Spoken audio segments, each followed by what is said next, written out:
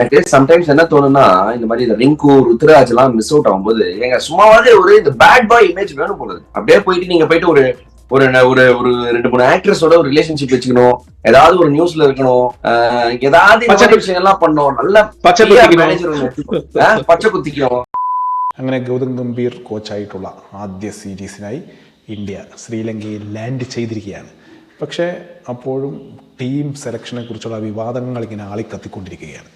അതായത് എന്തിന് അഭിഷേക് ശർമ്മയെ ഒഴിവാക്കി, എന്തിന് ഋതുരാജ് ഗെയ്ക്വാദിനെ ഒഴിവാക്കി, എന്തിന് സഞ്ജു സാംസനെ വൺഡേയിൽ നിന്ന് ഒഴിവാക്കി, ഇതിനുള്ള വ്യക്തമായ ഉത്തരങ്ങളൊന്നും കഴിഞ്ഞ ദിവസം ഗൗതം ഗംഭീറും അജിത് അഗാർക്കറും കൂടി പ്രസ് മീറ്റ് നടത്തിയപ്പോഴും പറഞ്ഞില്ല. എന്തൊക്കെയോ ന്യായങ്ങളൊക്കെ പറഞ്ഞു പോയി. അത് കേട്ടവനും മനസ്സിലായില്ല, പറഞ്ഞവർക്കും മനസ്സിലായോ എന്ന് സംശയമാണ്.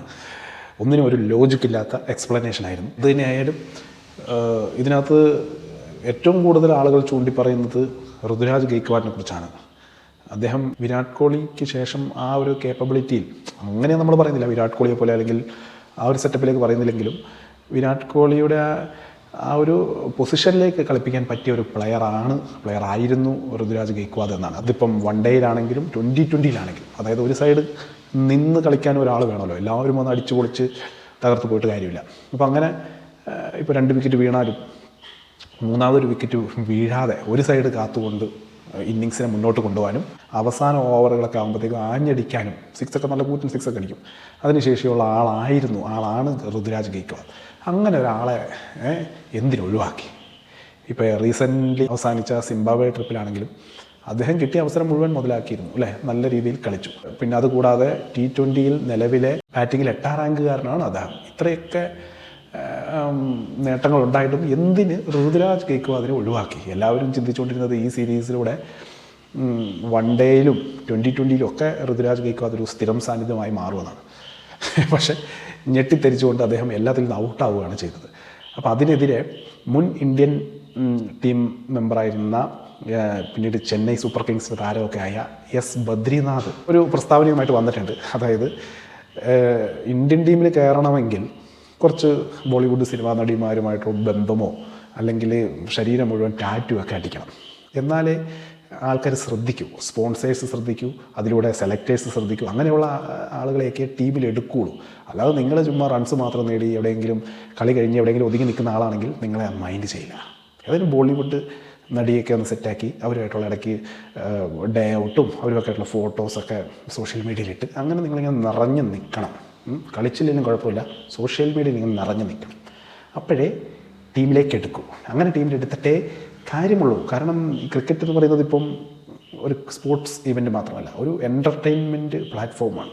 ഒരുപാട് സ്പോൺസേഴ്സ് അതിലൂടെ പൈസ മുടക്കുന്നു. ടിക്കറ്റ് റേറ്റുകളാണെങ്കിൽ ഓരോ ദിവസം കഴിയുന്നതോറും കൂടി വരികയാണ്. സാധാരണക്കാരന് സ്റ്റേഡിയത്തിലേക്ക് പോകാൻ പോലും പറ്റാത്തത്ര രീതിയിലേക്കാണ് ടിക്കറ്റ് നിരക്ക് കൂടുന്നത്. അപ്പം അതൊക്കെ ഈ പറയുന്ന പണം ഒഴുകുന്ന ഒരു ഗെയിമായി മാറിക്കൊണ്ടിരിക്കുകയാണ് ക്രിക്കറ്റ്. അതുകൊണ്ട് അപ്പോൾ അതിനകത്തേക്ക് ഒരാളെ എടുക്കണമെങ്കിൽ ഇങ്ങനത്തെയൊക്കെ ക്രൈറ്റീരിയ വേണം. അല്ലാതെ എത്ര ആലോചിച്ചിട്ടും ഋതുരാജ് ഗെയ്ക്വാദിനെ ഇന്ത്യൻ ടീമിൽ എടുക്കാത്തതിൻ്റെ കാരണം മനസ്സിലാവുന്നില്ല എന്നാണ് ബദ്രിനാഥ് പറയുന്ന കോലാഹലമൊന്നും കാണിക്കുന്നില്ല. അങ്ങനെ മേല് മുഴുവൻ ടാറ്റുവോ അല്ലെങ്കിൽ അതിൽ സിനിമയുടെ പുറത്ത് നടക്കുകയോ ഒന്നും ചെയ്യുന്നില്ല. അദ്ദേഹം കിട്ടുന്ന അവസരം ബാറ്റ് ചെയ്യുന്നു, 50 അടിക്കുന്നു, സെഞ്ചുറി അടിക്കുന്നു, 6 അടിക്കുന്നു, വീട്ടിൽ പോകുന്നു, വീണ്ടും പ്രാക്ടീസ് ചെയ്യുന്നു. അത് പോരാ എന്നാണ് പറയുന്നത്. അതുപോലെ തന്നെയാണ് നമ്മുടെ സഞ്ജു സാംസണും ഇതേപോലെ അങ്ങനെ വലിയ ഹാഷ്പഷ് പരിപാടിയൊന്നുമില്ല അല്ലേ. അവസരം കിട്ടുമ്പോൾ കളിക്കുന്നു, പിന്നെ പുള്ളീൻ്റെതായ രീതിയിൽ ജീവിക്കുന്നു. അതല്ലാതെ ഇവിടെ അടിച്ചു പൊളിക്കുന്ന ഓരോരുത്തരും പേരെടുത്ത് തന്നെ പറയുന്നില്ല. അതിപ്പോൾ നമ്മുടെ ഏറ്റവും യുവതാരത്തിലെ കിങ് ആണെങ്കിൽ പോലും സോഷ്യൽ മീഡിയ നിറഞ്ഞു നിൽക്കുകയാണ്. ഏത് ബോളിവുഡ് നടിയുമായിട്ട് ഇയാൾക്ക് ബന്ധമുണ്ടോ സംശയം പ്രകടിപ്പിക്കുന്നു.